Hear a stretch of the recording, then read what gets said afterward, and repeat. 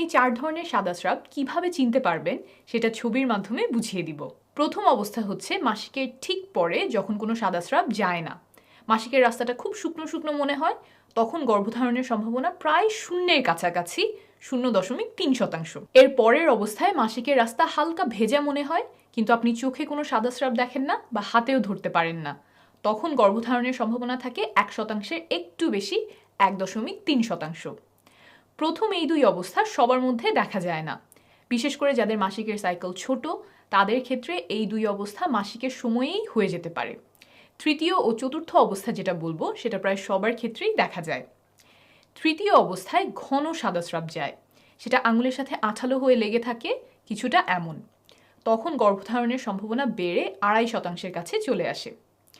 চতুর্থ অবস্থায় সাদা স্রাব খুব পাতলা এবং পিচ্ছিল হয়, কাঁচা ডিমের সাদা অংশ যেমন মসৃণ আর পিচ্ছিল হয় কিছুটা তেমন, দেখতে স্বচ্ছ, আর সেই সাদা স্রাব 2 আঙুল দিয়ে টেনে বড় করা যায়, কয়েক ইঞ্চি বড় করলেও ভাঙে না, ছবিতে যেমন দেখছেন।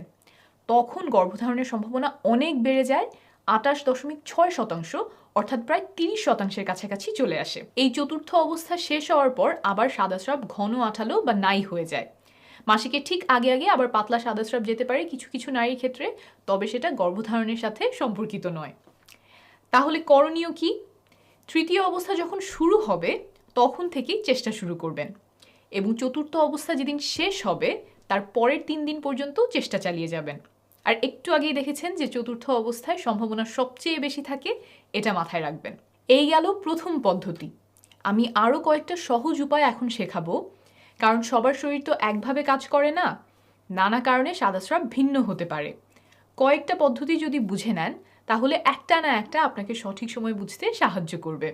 কম থাকে যখন ডিম্বাশয় থেকে ডিম্বাণু বের হয়, অর্থাৎ ডিমটা ফোটে, তখন একজন নারীর শরীর তাপমাত্রা খানিকটা বেড়ে যায়। না মাপলে এটা সাধারণত বোঝা যায় না, কারণ খুব সামান্য পরিমাণে বাড়ে, 0.2 ডিগ্রি সেলসিয়াস বা 0.4 ডিগ্রি ফারেনহাইটের মতো। আপনি যদি প্রতিদিন শরীর তাপমাত্রা মাপতে থাকেন তাহলে কখন বেড়ে গেল সেটা আপনি ধরতে পারবেন। এই ক্ষেত্রে একটা রুল মনে রাখবেন, 6-এর পরে 3। এই যে টানা বেশি তাপমাত্রা শুরু হলো, এটা শুরু হওয়ার তৃতীয় দিন পর্যন্ত ফার্টাইল উইন্ডো থাকে। এই বেশি তাপমাত্রা যত দিনই থাক ধরে নেবেন 3 দিন পরে ফার্টাইল উইন্ডো শেষ। কিছু নিয়ম মেনে তাপমাত্রা মাপতে হবে, যখন তখন মাপলে হবে না। কখন মাপবেন? ঘুম থেকে ওঠার পরে কোনো কিছু করার আগে বিছানায় থাকা অবস্থাতেই তাপমাত্রা মাপবেন। প্রতিদিন একই সময়ে মাপতে চেষ্টা করবেন, অর্থাৎ নিয়মিত একই সময় ঘুম থেকে ওঠার অভ্যাস করতে হবে, বিছানার কাছেই থার্মোমিটার রেখে দিবেন। আবার আমরা অনেকেই বগলের নিচে তাপমাত্রা মাপি, এখানে সেটা করলে হবে না, মুখের তাপমাত্রা মাপতে হবে।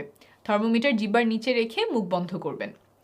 জ্বর মাপার সাধারণ থার্মোমিটার দিয়ে মাপলে এত সূক্ষ্ম পরিবর্তন বোঝা যাবে না, ডিজিটাল থার্মোমিটার ব্যবহার করবেন, বিভিন্ন ফার্মেসিতে অল্প খরচেই এটা কিনতে পাওয়া যায়।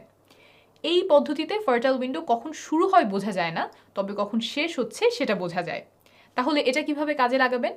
একটু আগেই যে সাদা স্রাবের পদ্ধতি বুঝিয়েছিলাম সেটা ব্যবহার করে সাদা স্রাব যাওয়া যেদিন শুরু হয়েছে সেদিন থেকে চেষ্টা শুরু করবেন, আর এই পদ্ধতিতে তাপমাত্রা বাড়ার তৃতীয় দিন পর্যন্ত চেষ্টা চালিয়ে যাবেন। তাহলে গর্ভধারণের সবচেয়ে সম্ভাবনাময় সময়টুকু কাজে লাগানো হলো। পরের পদ্ধতিতে যাওয়ার আগে একটু বোঝাই কেন মাসের একটা সময়ে সন্তান ধারণের সম্ভাবনা এত বেড়ে যায়। কেবল তা গর্ভধারণে সক্ষম। যদি শুক্রাণু মিলিত না হয় মাসে মাসে ঋতুস্রাব বা মাসিক হিসেবে দেখে থাকি। এটাই সাধারণভাবে ঘটে, এর বাইরেও কিছু ব্যাপার আছে, তবে এখনকার আলোচনার জন্য সেটা বোঝার প্রয়োজন নেই। এখন খেয়াল করেন, নারীর দেহে পুরুষের শুক্রাণু সাধারণত 3 দিন বাঁচে, কিছু ক্ষেত্রে 7 দিন পর্যন্ত বাঁচতে পারে, কিন্তু একটা পরিপক্ক ডিম্বাণু থাকে সর্বোচ্চ 24 ঘন্টা। তার মানে ডিম্বাণু খুব অল্প সময়ের জন্য থাকে, তাই ডিম্বাণু যেই কয়েক ঘন্টা আছে এই সময়টা আমাদেরকে ব্যবহার করতে হবে, না হলে গর্ভধারণ হবে না। যেহেতু পুরুষের শুক্রাণু নারী দেহে কয়েকদিন বেঁচে থাকতে পারে, তাই শুক্রাণুকে আগে আগে গিয়ে বসে থাকতে হবে ডিম্বাণুর জন্য, যাতে ডিম্বাণু বের হলেই শুক্রাণু গিয়ে তার সাথে মিলিত হতে পারে। অর্থাৎ ডিম্বাণু বের হওয়ার আগের কয়েকদিন যদি সহবাস করা হয় তাহলে শুক্রাণু ঠিক সময়ে ঠিক জায়গায় থাকার সম্ভাবনা বাড়ে, আর এই কয়েকটা দিনকেই বলে ফার্টাইল উইন্ডো। এটাই আমরা বিভিন্ন হিসেবের মাধ্যমে ধরার চেষ্টা করছি। এখন আবারও চলে যাই ফার্টাইল উইন্ডো চেনার পদ্ধতিতে। এখন খুব সহজ একটা উপায় বলবো, তবে এটা তুলনামূলকভাবে একটু কম নির্ভরযোগ্য। এই পদ্ধতি ব্যবহার করবেন যদি আপনার মাসিক নিয়মিত হয়, একদম কাটায় কাটায় 1 মাস পরপর মাসিক হতে হবে এমন না। যদি 26 থেকে 32 দিন পরপর মাসিক হয় তাহলে এই পদ্ধতি ব্যবহার করতে পারবেন। এই পদ্ধতি অনুযায়ী মাসিক শুরু হওয়ার পর 8 নাম্বার দিন থেকে 19 নাম্বার দিন পর্যন্ত আপনার ফার্টাইল উইন্ডো। অর্থাৎ যদি 1 তারিখে মাসিক শুরু হয় তাহলে 8 তারিখ থেকে 19 তারিখ পর্যন্ত সময়টাতে আপনার গর্ভধারণের সম্ভাবনা সবচেয়ে বেশি থাকবে। তবে শুধুমাত্র এই পদ্ধতি ব্যবহার না করে সাথে অন্য পদ্ধতিও মিলিয়ে ব্যবহার করার চেষ্টা করবেন, কারণ সবসময় যে 8 নাম্বার থেকে 19 নাম্বার দিনের মধ্যেই ডিম্বাণু বের হবে এমন নয়, এই জন্যই অন্য পদ্ধতিগুলিও বুঝিয়েছি। হবে সবগুলোর দৈর্ঘ্য হয়তো একই হবে না, কোনোটার আসবে 33 দিন, কোনোটার 26 দিন। যখন 6টা দৈর্ঘ্য আপনি পেয়ে গেছেন তার মধ্যে সবচেয়ে লম্বা আর সবচেয়ে ছোট সাইকেল দুটো আপনি নেবেন। সবচেয়ে ছোট সাইকেল থেকে 18 বিয়োগ করলে যেই সংখ্যাটা পাবেন আপনার সাইকেলের সেই দিন থেকে ফার্টাইল উইন্ডো শুরু, আর সবচেয়ে লম্বা সাইকেল থেকে 11 বিয়োগ করলে যেই সংখ্যাটা আসবে সেই দিন আপনার ফার্টাইল উইন্ডোর শেষ দিন। একটা উদাহরণ দিয়ে বোঝাই, ধরা যাক আপনার সবচেয়ে ছোট সাইকেল হচ্ছে 26 দিনের, এখান থেকে 18 বিয়োগ করলে হলো 8, অর্থাৎ আপনার সাইকেলের 8ম দিন থেকে ফার্টাইল উইন্ডো শুরু।